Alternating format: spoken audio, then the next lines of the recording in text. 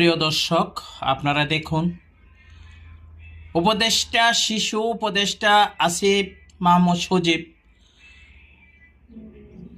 এই 16 মাসে কি পরিমাণ দুর্নীতি করেছে তা জনগণে সুনির্দিষ্ট তার একটা প্রতিবেদন দেওয়ার জন্য জনগণের কাছে, এবং সে কত টাকা হইলে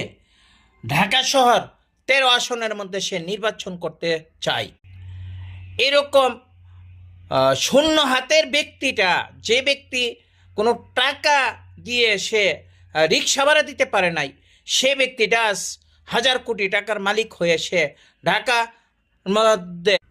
ঢাকার মতো জায়গায় সে নির্বাচন করতে চায়। তাহলে আমাদের বুঝতে হবে সে কি পরিমাণ অবৈধ টাকা ইনকাম করে সে আজ, দেখুন আপনারা বাস্তবে এই যে জনগণ কিভাবে রাস্তায় নেমেছে এই তার টাকার উৎসব দেওয়ার